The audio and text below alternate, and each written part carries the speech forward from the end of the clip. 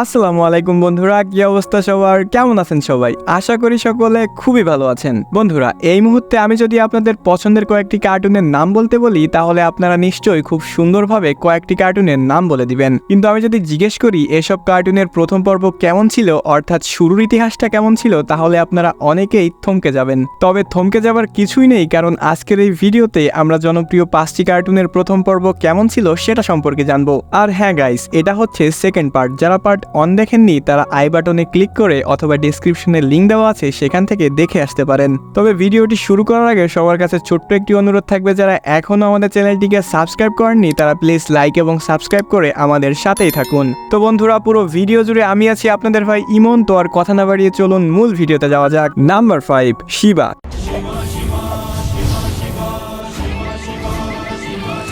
শিবা হলো একটি ভারতীয় অ্যানিমেটেড টেলিভিশন সিরিজ, যা প্রথম 2015 সালের 9 নভেম্বর ভারতে প্রকাশিত হয়। শিবা কার্টুনটি বাংলা, তামিল, তেলেগু এবং হিন্দি সহ বেশ কয়েকটি ভাষায় ডাবিং করা হয়ে থাকে। শিবা কার্টুনটির প্রথম পর্বের নাম হলো দ্য ভলক্যানো। এই এপিসোডের শুরুতে আমরা শিবা, ইউডি, আদি ও রিভার সাথে পরিচিত হই, যারা 4 জন মিলে দুজন চোরকে এই সিরিজের সব থেকে ফানি ক্যারেক্টার লাড্ডু সিং এর কাছে ধরিয়ে দেয়। এরপর আমরা এই এপিসোডের ভিলেনকে দেখতে পাই, যিনি বেদার শহরে একটি ফ্যাক্টরি বানানোর জন্য শহরের সকল মানুষকে তাড়ানোর চেষ্টা করছে। শহরের মানুষকে ভয় দেখানোর জন্য সে পাহাড়ে বোম ব্লাস্ট করার চেষ্টা করে। শিবা তার বুদ্ধিমত্তা এবং ফাইটিং স্কিলের মাধ্যমে সেই ভিলেনের হাত থেকে পুরো শহরকে বাঁচিয়ে নেয়। গাইস, শিবার ডায়লগটা কি সবাই একটু কমেন্ট করে জানিয়ে দাও। নাম্বার 4, ছোটা ভীম।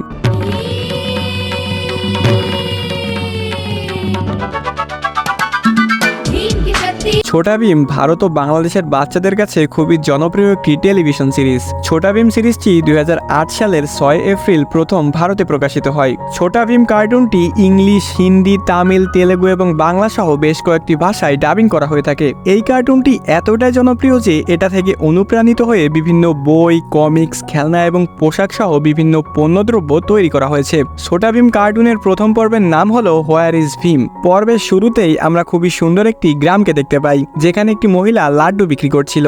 এমতো অবস্থায় কেউ একজন এসে তার লাড্ডু চুরি করে খেয়ে ফেলে, কিন্তু লোকটাকে আমাদের দেখানো হয় না। এদিকে আবার ভীমকে কোথাও খুঁজে পাওয়া যাচ্ছিল না। সবাই ভীমকে খোঁজাখুঁজি করছিল। এরপর খুঁজতে খুঁজতে ভীমকে জঙ্গলের মধ্যে পাওয়া যায়। এর মাধ্যমে আমরা প্রথমবারের মতো ভীমকে দেখতে পাই, যে কিনা জঙ্গলে পশু পাখিদের সাথে খেলা করছিল।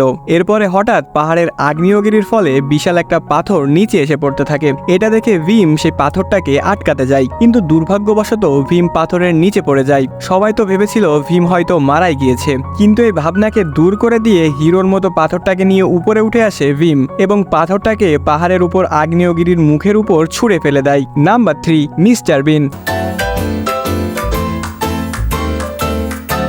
মিস্টার বিন একটি ব্রিটিশ অ্যানিমেটেড টেলিভিশন সিরিজ। 2002 সালের জানুয়ারির 5 তারিখে ইংল্যান্ডে মিস্টার বিন কার্টুনের প্রথম পর্ব প্রকাশিত হয় এবং 2009 সালের অক্টোবরের 8 তারিখে এর এপিসোডের সমাপ্তি হয়। অর্থাৎ এখন আর নতুন করে মিস্টার বিন কার্টুনের কোনো এপিসোড বের হয় না। সিরিজটি মিস্টার বিনের লাইফস্টাইল অনুসরণ করে বানানো হয়েছিল।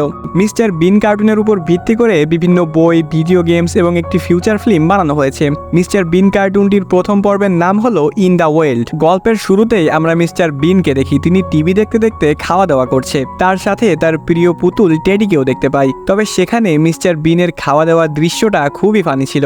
এরপর মিস্টার বিন প্রকৃতিকে কাছ থেকে দেখার জন্য জঙ্গলে যায়। তবে জঙ্গলে মিস্টার বিনের কর্মকাণ্ডগুলো দেখার মতো ছিল। শেষে মিস্টার বিন কুকুরের দৌড়ানি খেতে খেতে বাসায় ফিরে আসে। নাম্বার 2, রুদ্রা।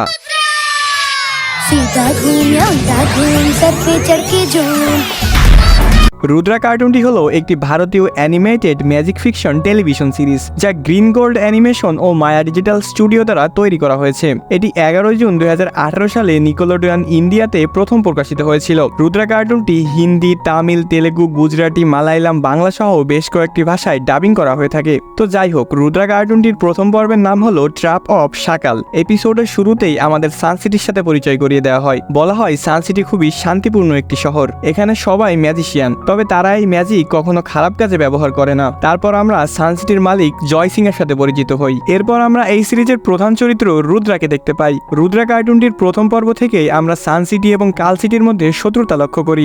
সকালের মায়াজাল হতে রুদ্রা কিভাবে নিজেদের ও সানসিটিকে রক্ষা করে সেটাই দেখানো হয়েছে এপিসোড 1-এ। আর হ্যাঁ গাইস, একটা বিষয় বলতে ভুলে গিয়েছি। তোমাদের সুবিধার জন্য আমি এই প্রতিটি কার্টুনের এপিসোড 1-এর ভিডিও লিংক এই ভিডিওর ডেসক্রিপশনে দিয়ে দিয়েছি, যাতে তোমরা এই ভিডিওটি দেখা শেষ করার পরে ওই কার্টুনগুলোর ফুল ভিডিও দেখতে পারো। নাম্বার 1, মিনা।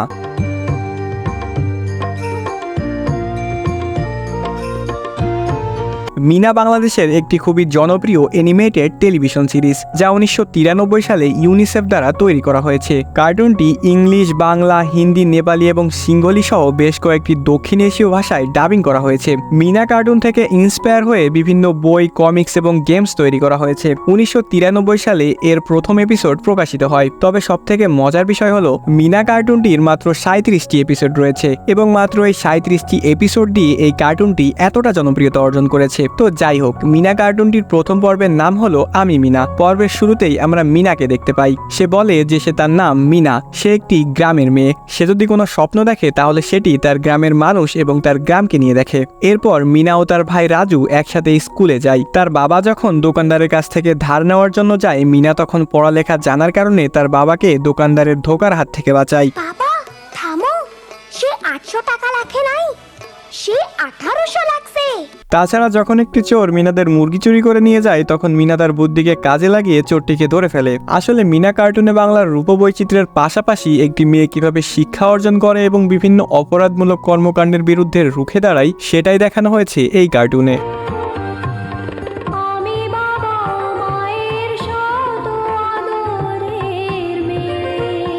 তো বন্ধুরা, এর ভিতরে আপনার সবথেকে পছন্দের কার্টুন কোনটি সেটি অবশ্যই কমেন্ট করে জানাবেন। তো গাইস, এই ছিল আমাদের আজকের ভিডিও। আশা করি ভিডিওটি আপনাদের ভালো লেগেছে। ভিডিওটি ভালো লেগে থাকলে ভিডিওতে একটি লাইক করে দিবেন এবং সাবস্ক্রাইব করে আমাদের সাথেই থাকবেন। তো বন্ধুরা, আজকের মতো এ পর্যন্তই। দেখা হবে নতুন কোনো ভিডিওতে নতুন কিছু নিয়ে।